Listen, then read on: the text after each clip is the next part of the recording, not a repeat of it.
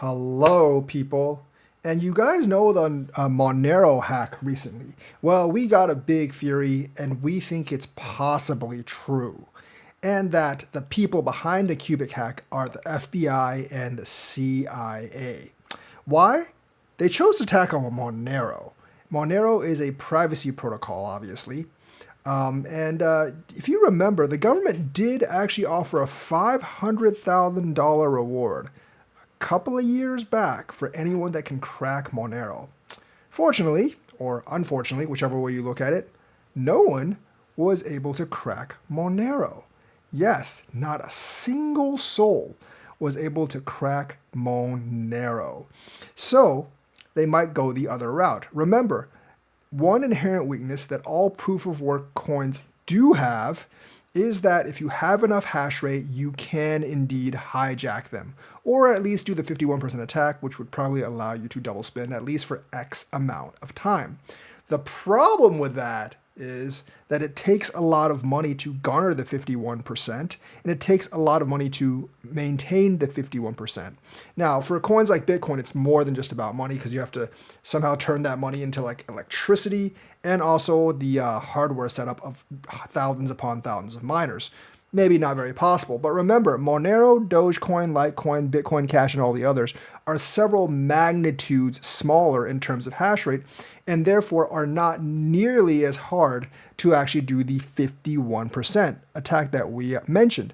And Cubic actually warned last month that they were going to attempt this on Monero. Now, that did prompt a pretty big backlash. A lot of the Monero community members were not appreciative and said, like, don't do it, because it would actually like kill trust in the coin. You might do damage to the coin. Cubic was like, nah, we're gonna do it anyways. And they did it. They got 52% of the hash rate.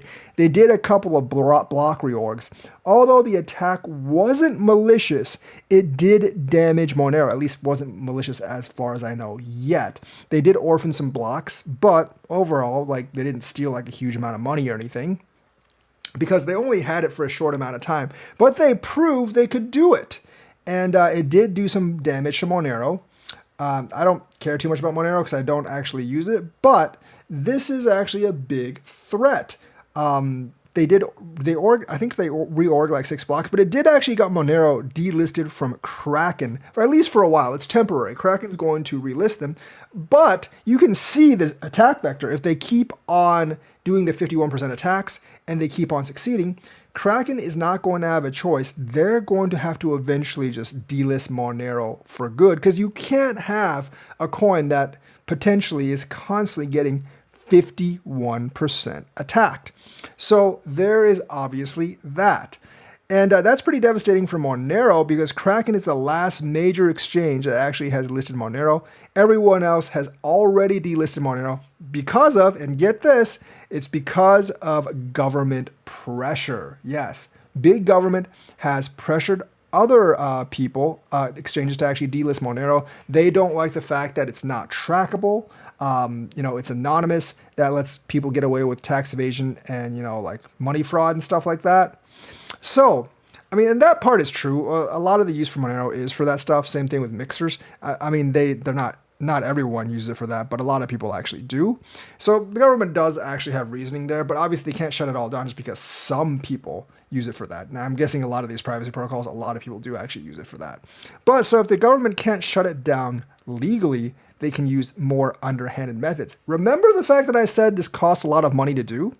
Guess who has a lot of money? Yeah, the United States government. They have a lot of money. So for a smaller project like Monero, it probably doesn't cost anything over budget. And it's probably not too hard to organize enough resources to 51% take it over.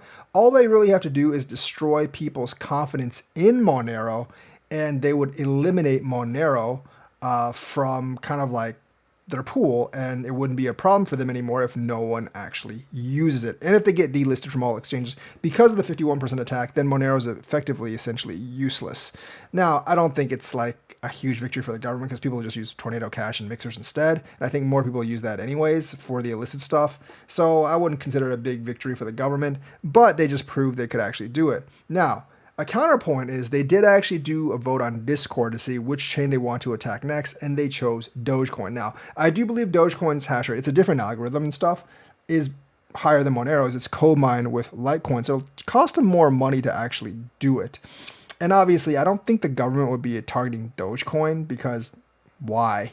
There's no point in targeting Dogecoin. So there is that, and that does actually make it sound like this is just like people's like pet project, and they're just going around basically exploiting proof of work coins just to prove that, hey, bros, we can do it, and we can do this to you whenever we want. And it's true, they can do it to you whenever they want as long as they have the money. Now, I don't know, do they have enough money to break like something like Dogecoin or Litecoin? Anyone's guess, but they could definitely wreak some havoc in the proof of work coins category. But if it is the government, it does present us with a lot of challenges because either the US government or the Chinese government is the only one that could possibly attack something as big as Bitcoin. I don't think any other individual organization could actually attempt such a feat. They wouldn't be able to gather the resources in time. They wouldn't have the money because it probably costs billions of dollars to do, and billions of dollars maybe per 10 minutes to even sustain it. And plus, like, I think people would actually notice. But the government has ways, if it's the FBI or CIA, to attack these chains discreetly using advanced hash rate. And they might just be, like, basically going up the ladder, attacking various proof of work protocols to see how high they can go. Now, if they're successful in attacking Dogecoin, they might move up to a larger proof of work protocol. Although I don't really know what that would be. I think Dogecoin outside of Bitcoin might actually be the biggest one. It's got a higher market cap than all the others. So maybe if they are successful in targeting Dogecoin, and they'll kind of like see what kind of resources they actually need to spend to target Dogecoin. And if it's not too egregious, they might have take a shot at Bitcoin sooner or later. Now, the thing is, like, Donald Trump has a lot invested in crypto, and if you attack Bitcoin, you're basically going to collapse the entire crypto market. So I don't know if he would actually do that. But maybe other organizations that are not directly under his control, or maybe some rogue agents, might do that, maybe left over from the last administration, or disgruntled Gary Gensler allies, which I didn't really think there was that many of, but, you know, I'm just speculating at this point. But yeah, the government would actually be one entity. Either the US or Chinese government would actually be one entity that would actually have an interest in basically telling people that crypto is exploitable, making them lose faith in crypto. And of course, that is like a big way to bring down the market. Now, do I believe it could be BlackRock, Fidelity, etc.? Not really. I mean, I know, yeah, they're the cabal, but I mean, realistically, they have like, you know, tens of millions, billions of dollars invested into this. And a loss in confidence in Bitcoin would shatter the entire crypto market and would wipe tens of billions of dollars off them and their clients' books. So I don't think they'd be dumb enough to actually do this. Obviously, Saylor would be against it. And if BlackRock or Fidelity got ratted out, I mean, they would be facing a huge mountain of trouble. And I think it's too risky for the likes of them to do something like this. Plus, like I said, it would wipe out tens of billions of dollars off their balance sheet. And unless they're taking massive, massive shorts before they do this, and we should definitely watch for this, they would not do something like this. Maybe the Uncle Sam is doing this via discreet means as well. So let me know. Let me see. If they actually somehow manage to kill these coins, we need to keep a track of the secondary market to see if there's like anyone taking like these huge, huge shorts right before they do this. Because if I see like, like some kind of like agent like nearing maybe 50% in Bitcoin, I'm going to guess that's either the US or Chinese government, because like I said, those are the only two that are capable of pulling off a stunt like that. I think the closest anyone could have gotten to pull it off would be the Chinese government before they banned Bitcoin mining, because the Chinese government has a lot more control over their citizenry than the US government. They could basically take over all their mining farms at will without people knowing. And by the time people started to respond and changing pools, it might be already a little too late. And they could do it without like a huge cost, because they could just basically have government agents go in, like the People's Liberation Army, go in and liberate those illegal mining facilities. But now they don't have the hash rate, and it would take them a lot of time.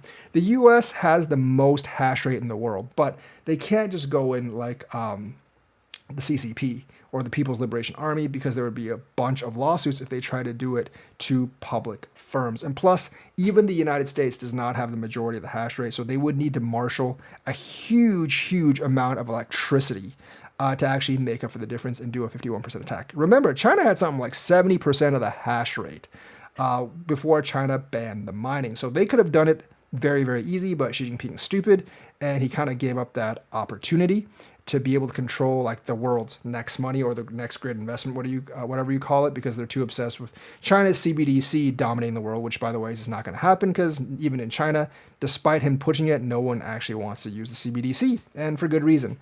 In America right now, we don't have 50% of the hash rate. We do have the most hash rate, and there's always more companies coming in, but the federal government can't just commandeer private American businesses.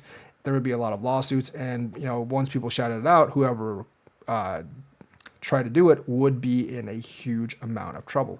But they could actually use subtle levers to get control, and maybe they've already started doing so. I mean, the FBI and the CIA have their secret ways of pressuring companies to sort of do what they want, not overtly, but more covertly than most. And maybe they have enough people under their wing. Now, like I said, they would have to make up for a lot of hash rate and buy a lot more equipment. But I do think they're slowly working up the tiers of not meme coins, proof of work, starting with something very small like Monero, moving to Dogecoin, and then making the move to Bitcoin sooner or later. So watch for like some massive shorts before a huge hash rate surge in any pool. And if you see that definitely could be like the FBI or the CIA flexing their muscle and trying to tank crypto. And if you see a bunch of congressmen or the president take a giant short right before that happens, they knew it was coming, and they are definitely taking, like some profits from that. But the thing is, like, it would actually crash all the crypto markets. I think people are delusional if they think their coin would actually survive something like that. It would take us probably months, if not years, to actually recover from that. So hopefully this isn't true, and it's not going to happen, but it irks me that they did actually attack Monero first. I mean, they could have attacked Bitcoin Cash, because it's garbage as well. They could have attacked Bitcoin SV, and it would have been much easier, because I'm pretty sure the hash rate for that one's quite a bit lower. They could have attacked Litecoin or Dogecoin or Caspa or any of the proof of work coins first, but they chose to attack Monero, which is the one the government was actually targeting from earlier. So that raised the suspicion. So let me know what you think about this theory. Like and subscribe, hit that bell notifications button. Thank you, and have a nice day.